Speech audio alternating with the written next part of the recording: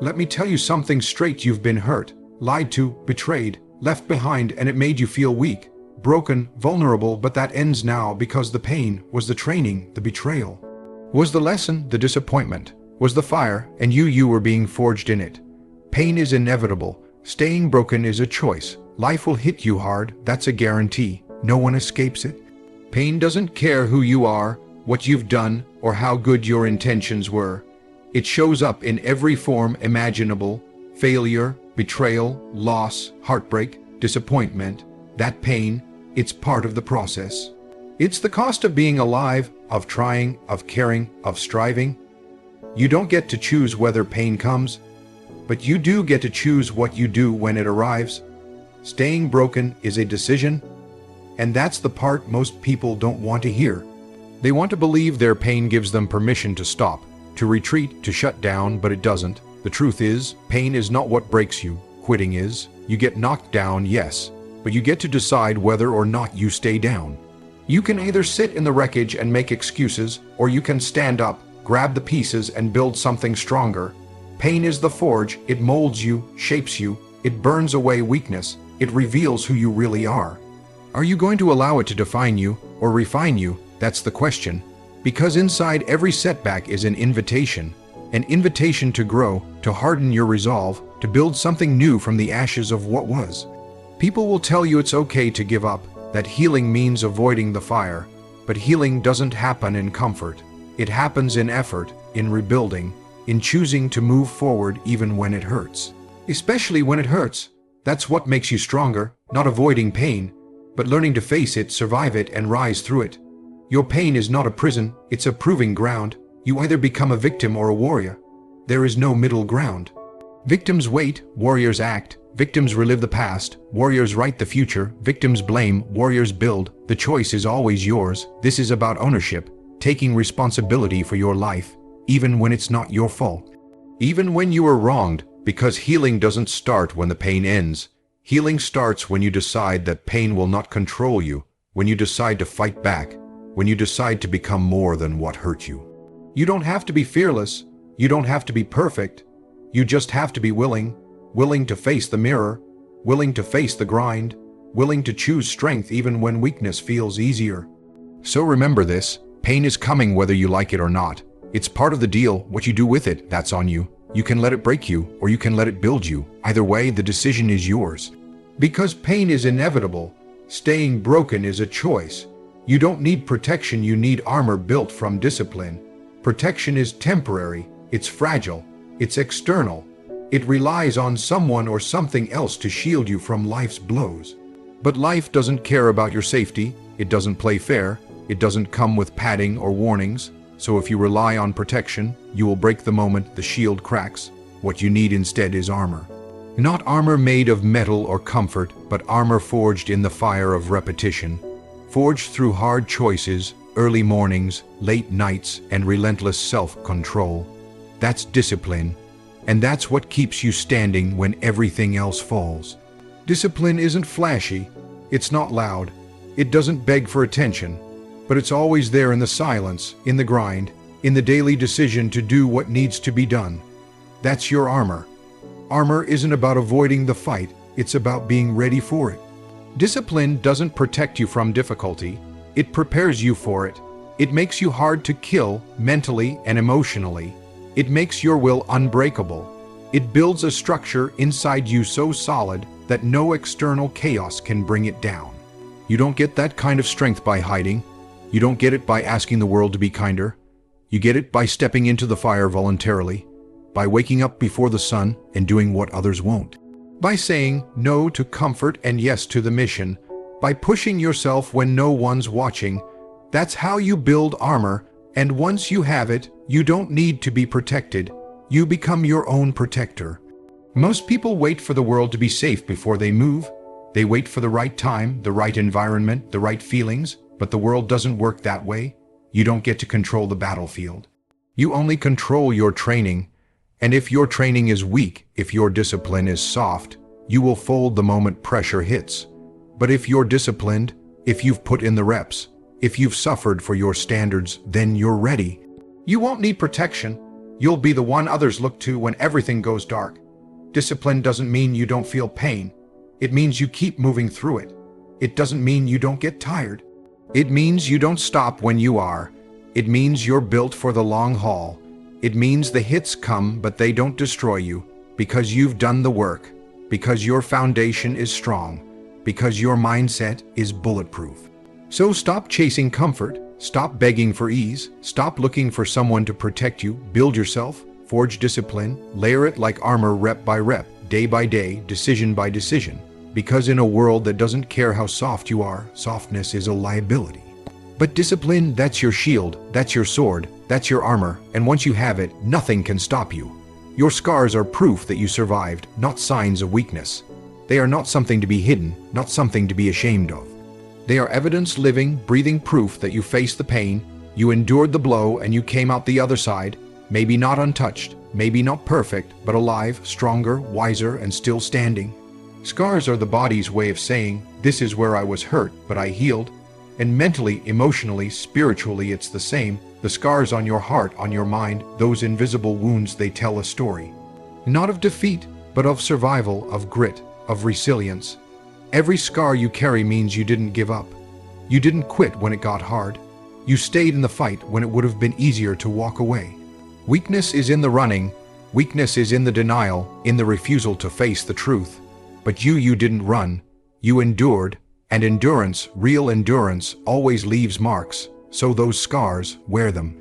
Own them because they mean you were tested and you passed. The world tries to shame people for their scars, as if the only ones who are strong are the ones who have never been broken.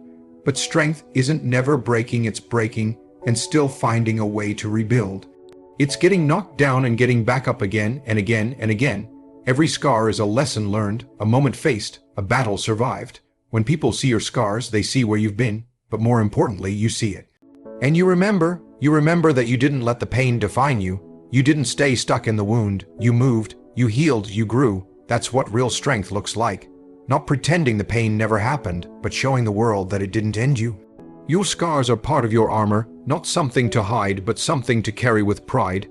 You don't have to pretend to be untouched. You just have to keep moving, keep building, keep leading. The scars remind you that the worst already happened and you're still here. Breathing, fighting, climbing, winning, and every time you face something new, something painful, something uncertain, those scars remind you, you've been through worse, you've already conquered, you've already proven to yourself that you can take the hit and keep going. Don't wish away your scars, don't erase your story, don't edit the pain out of your journey, embrace it, because that's what made you, that's what molded you. That's what built the strength you now carry. Weakness isn't in the scars. Weakness is in never stepping into the arena at all. You stepped in, you fought, you bled, and you rose. So when the world sees your scars and calls them damage, you know the truth. They're not damage, they're distinction. You earned them, and no one can take that from you. Emotions don't control, warrior's mission does. A warrior doesn't act based on how he feels. He acts based on what needs to be done. Feelings are fleeting. They change with the weather, with exhaustion, with stress, with fear. But the mission stays the same. The mission is the anchor. It's the compass in the storm. When doubt creeps in, when the body screams for rest, when the heart feels overwhelmed, the warrior doesn't retreat into emotion.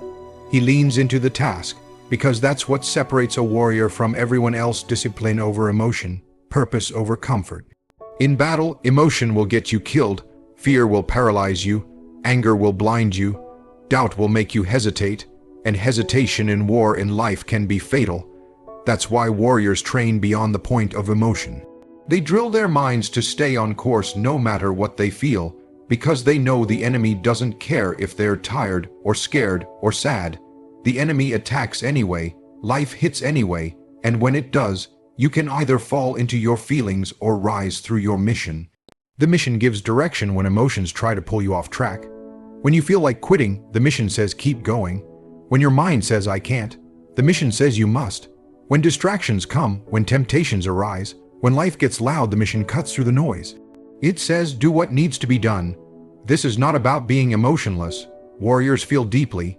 They feel pain, loss, fear, grief, but they don't let those feelings dictate their behavior. They process. They acknowledge. and then they act, because action is what creates change, not emotion. Mission is what creates results, not moods, and in this world, outcomes matter. What you build, what you finish, what you lead, that's what counts. You don't have to feel like it, you just have to do it. That's how warriors win, not by feeling powerful, but by doing what's right when it's hardest. When the alarm goes off at 4 a.m., emotions will beg you to sleep. The mission will demand you rise. When failure hits, emotions will say walk away. The mission will say learn and push forward. When you're tested, when you're worn down, emotions will try to bargain. The mission will give no room for weakness.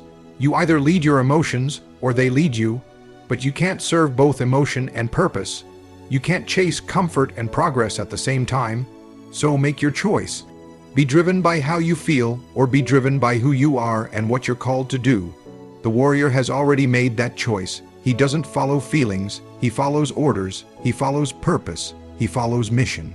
Because in the end, emotions fade, but the mission remains, and warriors don't stop until the mission is complete. Forgive, not for them, for you, so you can stay free. Forgiveness is not about letting someone else off the hook. It's not about pretending the pain didn't happen or excusing the damage they caused. Forgiveness is about refusing to let their actions imprison you any longer. It's about choosing to move forward without dragging their mistakes behind you. When you hold on to anger, resentment, bitterness, you're not punishing them. You're punishing yourself. You carry that weight. You burn in that fire. They move on, and you stay chained. Forgiveness is how you cut the chain. When you don't forgive, you stay locked in a battle that's already over. You replay the offense. You relive the betrayal. You rehearse the pain. And every time you do, it steals your peace. It robs you of energy. It poisons your focus. That's not strength. That's self-sabotage. Warriors don't carry unnecessary weight.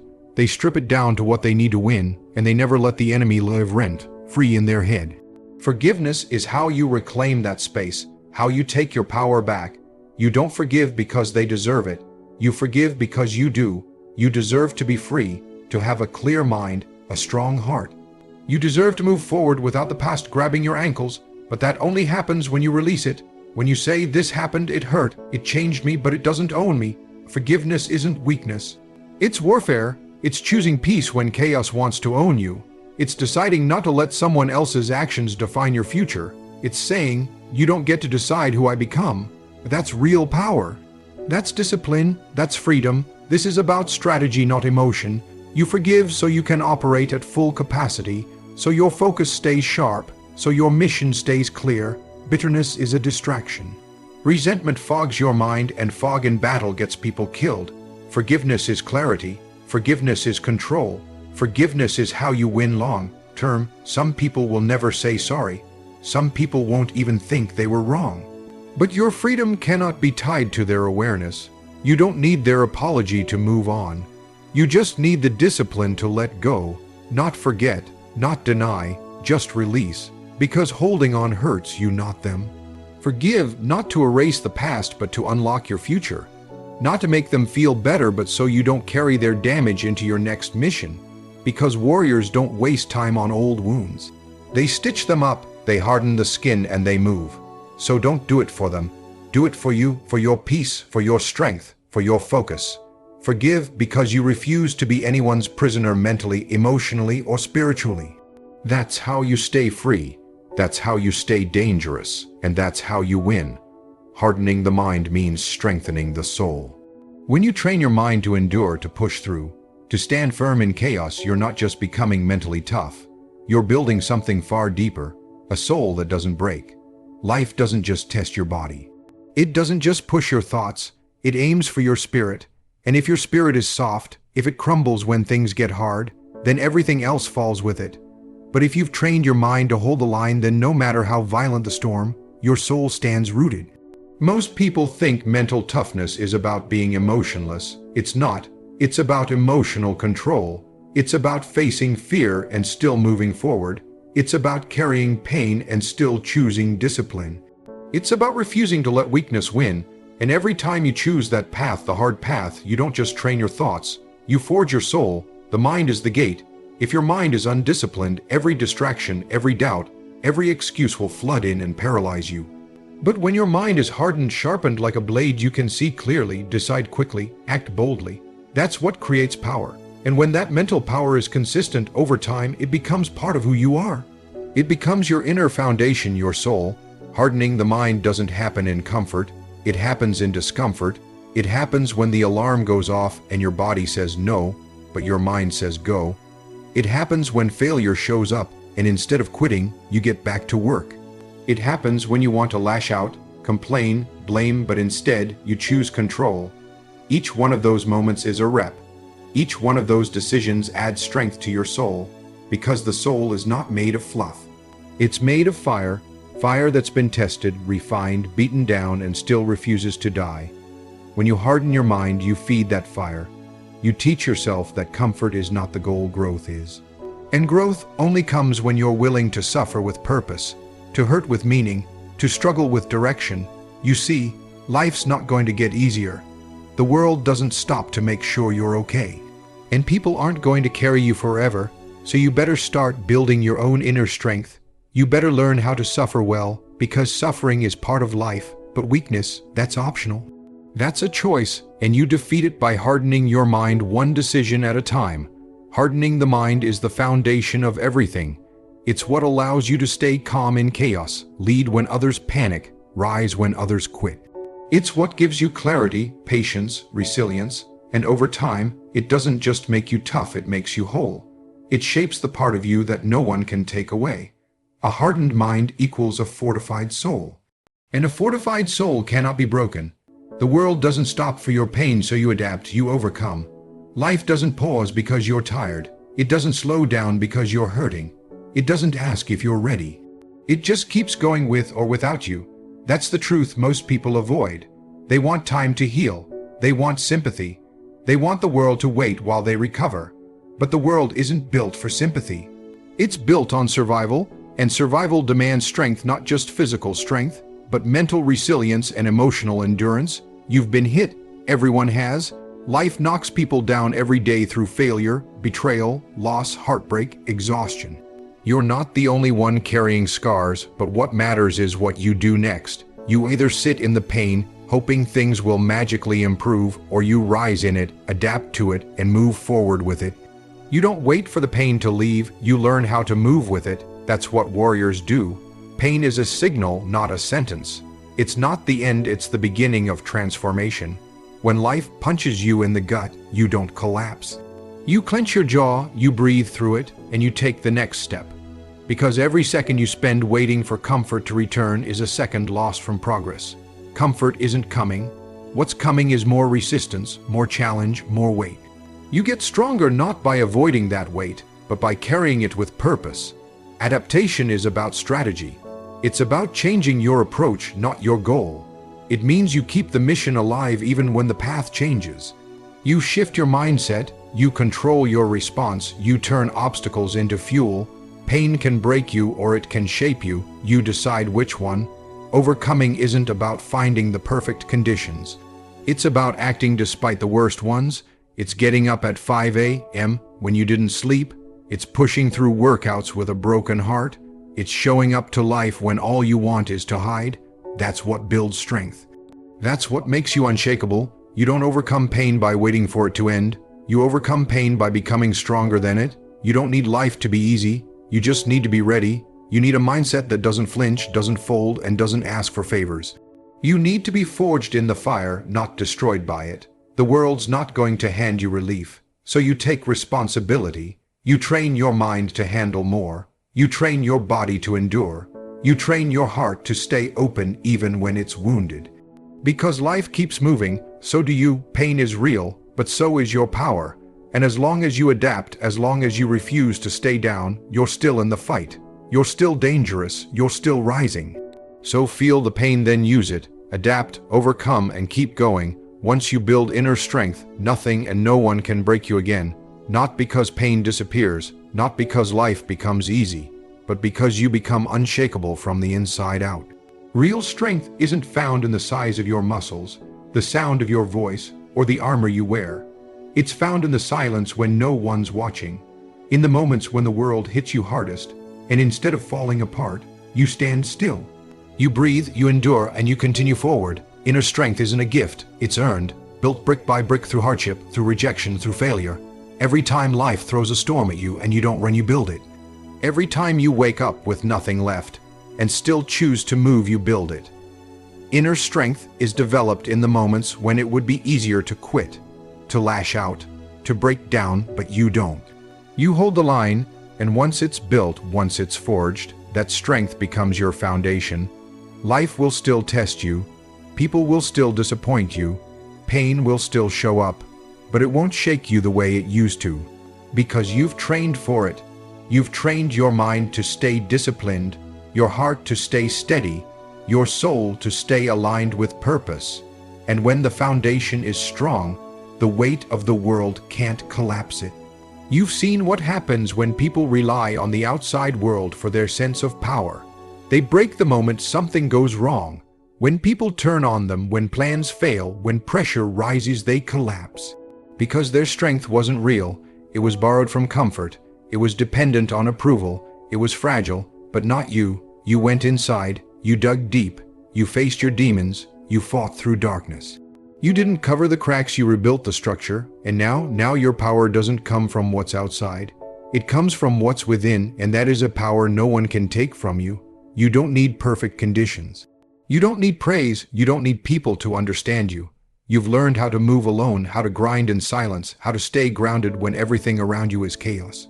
You've become the calm in the storm, not because the storm is over, but because you've become the kind of person who can't be broken by it. The world will still try, that's a guarantee, but now you've got something solid, something earned. You've got a foundation no betrayal, no failure, no loss can destroy. You don't beg life to be easy anymore. You're ready for it to be hard because you're harder. And that's what real strength looks like.